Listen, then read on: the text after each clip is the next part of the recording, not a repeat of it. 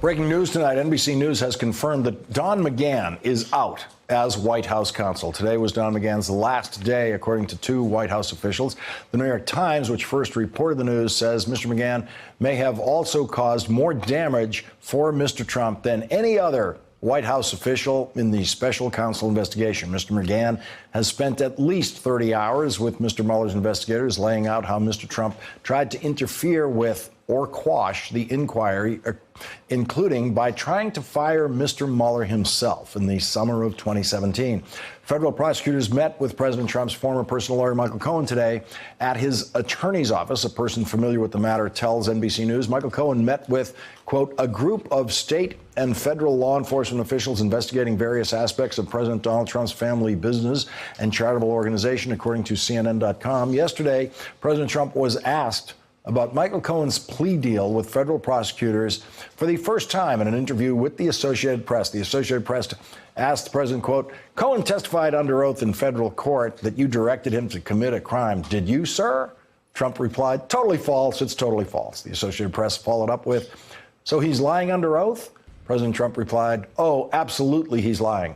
And Michael Cohen was a PR person who did small legal work, very small legal work. He represented me very little. It's a very low level. In April, when Michael Cohen's home, office, and hotel room were raided by the FBI, President Trump said this. It's a disgrace. It's frankly a real disgrace. It's an attack on our country in a true sense. Joining us now, John Heilemann, national affairs analyst for NBC News and MSNBC. He's co-host and executive producer of Showtime's The Circus. And Mimi Rocah is with us, a former federal prosecutor and an MSNBC legal contributor. And John, President Trump, in accusing Michael Cohen of being a liar, tells the lie that Michael Cohen was just a small player in his operation who had very little to do with Donald Trump. Yes, barely knew him. Hard to imagine that he even has an opinion about Michael Cohen. I'm not sure he's ever heard of the man. He's never had any part of Donald Trump's life whatsoever. The only thing I think that's true, Lawrence, of the things that Donald Trump said about Michael Cohen is that he did very little legal work for Donald Trump, because it doesn't seem like he actually did very much legal work for Donald Trump, because he's not really a lawyer. He also didn't do much PR work, although he did represent Trump in the press to some extent. What he did for Donald Trump in the period of time, the decade or so that he worked with Donald Trump, not a little bit, but a lot, every day, for many hours every day. And if you ever dealt with Donald Trump in those 10 years or so, you knew that Michael Cohen was the guy you had to talk to have any kind of interaction with Donald Trump. What he did was not legal work or PR work, but was business development work. He was the guy who made deals for Donald Trump. He was the guy who cleaned up Donald Trump's problems. He was the Ray Donovan guy. He was the guy who went to Moscow and tried to make Trump Tower Moscow happen, and to many other countries around the world. So, is Trump telling the truth about the fact that Michael Cohen was not much of a lawyer for him? Yes. Is Donald Trump telling the truth about anything else related to Michael Cohen's degree of involvement in his life? No. All of that is a grotesque lie. And Vanity Fair is reporting tonight about Michael Cohen. Despite having no formal cooperation agreement with the government, Cohen has willingly assisted and provided information critical to several ongoing investigations, according to two sources familiar with the situation, in a string of meetings that have exceeded more than 50 hours. Mimi Rocah, what does that tell you? That's a lot of time. Yeah. It tells me he's got a lot of information, and they are interested in hearing what he has to say. Everyone should understand, though, no one's going to take Michael Cohen's word at face value. They're not going to just write down what he says and then, go into the grand jury and base charges against anyone or any entity on that alone. They are going to try and corroborate and cross-reference and, double check as much as they humanly can. And that is often a lot, particularly when we're talking about information about the Trump organization. It sounds like Cohen is giving information in so many different avenues here. We know he's talking to Mueller, or that's what's been reported. We know now that he's talking to the Southern District and the New York AG's office. So that is going to dovetail with the tax investigations that we know the New York AG's office is looking at.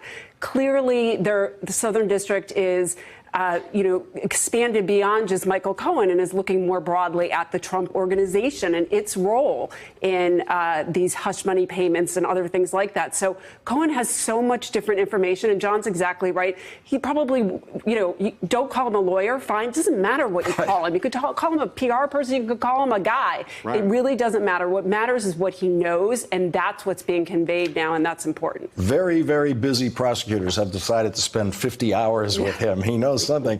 Lanny Davis made a comment to the Associated Press today where Cohen, and they reported as Cohen's attorney, Lanny Davis, told USA Today his client had 2 words for the president's claims on truth versus lies: audio and tape.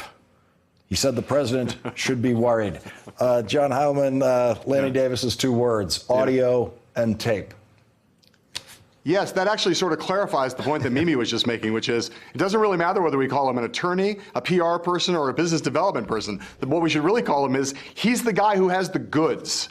And the goods are in the form of audio. And so, to Mimi's point, yes, Michael Cohen is also a liar, someone who has lied to many people on many occasions on Donald Trump's behalf. And I'm certain that if he thought he could get away with lying to prosecutors in order to reduce his sentence going forward, he would lie to them too. But he knows 2 things. One is that if he gets caught lying to prosecutors, it does him no good. He's trying to stay out of jail. So he has an incentive to tell the truth in this instance. And the second thing he has, as Lanny Davis suggests, is some amount of audio tape. We've heard some of the audio already. Some of it's public. Much more of it is not yet public. And so in the end, the value that Michael Cohen has to bring to prosecutors and the threat that he poses to Donald Trump is the breadth of his knowledge and the ability to back it up, not just with his word, but with hard evidence in the form of audio.